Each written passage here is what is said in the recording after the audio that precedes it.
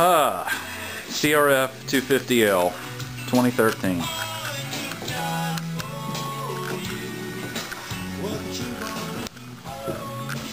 MSRP $4,500, brand new. And the song is about right. I've got 26 miles on it. And that is extremely depressing. I want to ride this thing like crazy, but I just don't have the right cold weather gear for it. Because I used to be a fair weather rider, you know, chrome, bling bling, shiny stuff. But my last bike was a Husky 510, but and I got that dirty. But it wasn't very cold when I owned it. I'm going to show you some of the stuff I'm going to do this thing. Leaving the exhaust alone, because this is my first bike. This is my 8th bike, but it'll be the first bike where I leave the emissions, the fuel, everything alone. Even my fuel injected 2006 Street Bob, I mess with the exhaust. Not this. That little puny pipe right there, I like it. Why in the world would you want quiet exhaust? Well, how about this? Consider this. This bike, off-road. Now, can you guarantee that you're going to always be on public roads? Didn't think so. Do you want to be loud? No. Do you like 73 miles per gallon, 70 miles per gallon? I do. But to each his own. I have no problem with people that want to modify this thing. In fact, I look forward to hearing what the performance gains are, because that is the weak point. On my way home from the dealership with this thing, I almost died because I did a maneuver that on a Husqvarna 510 you could have pulled off by just blipping the throttle. You blip this throttle and nothing happens.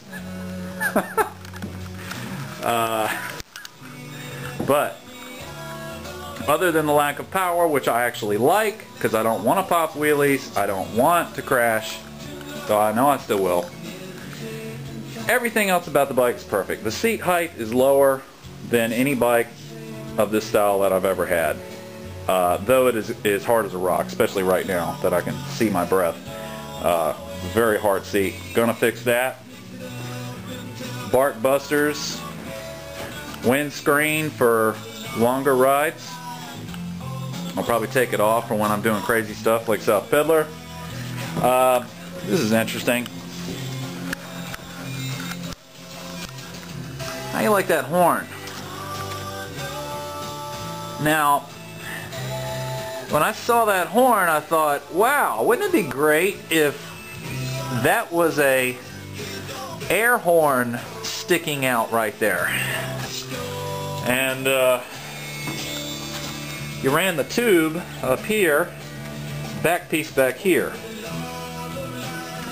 Put the miniature compressor right in here, or somewhere else that I haven't figured out yet. Maybe here, who knows.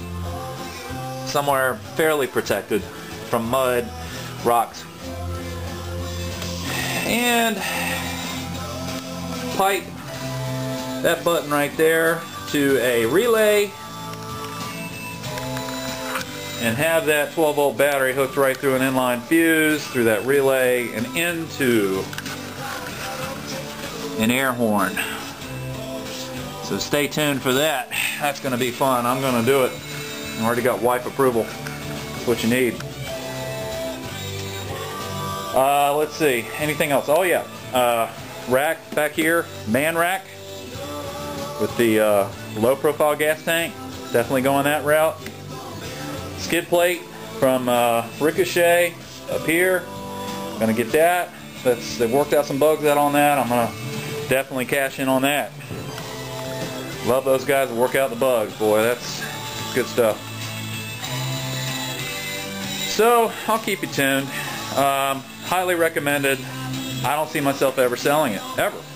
I mean, I'd love to have a KTM 990 Adventure for longer rides, but until, you know, I can afford that, probably never going to happen. Got too many other toys and crap. Hell, I don't have where to put it. This is the ultimate bike. I'm taking this to South Peddler.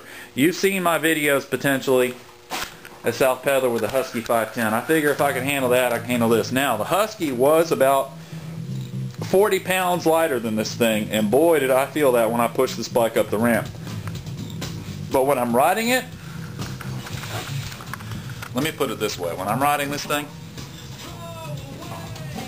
it is like riding this with a motor. It is so light and flickable that when I went into my first long sweeping turn on my way home from the dealership, I actually went off the road, and thank God there was no curb. I went off the road. I went past the white line probably about 3 or 4 feet, because when I committed to that turn, the bike just dove into it. It took one more turn of making partially the same mistake before I realized that with this bike, you almost just have to think that you want to turn and not really use your body. And I like that. Fantastic. Now, what is the air horn going to sound like? Hopefully something like this. This is my air sound on my mountain bike. God, that was... Whew, that was loud. I know it wasn't loud for you, but believe me. Now, I want this thing to be at that level, plus about 20 decibels. Because you're not going to hear me on this, but you are going to hear me on this. Anyways, hope you've enjoyed the review. Highly recommended. Like I said, this is my 8th bike. I've had every kind of bike that exists, pretty much. And I'm sticking with this. See ya.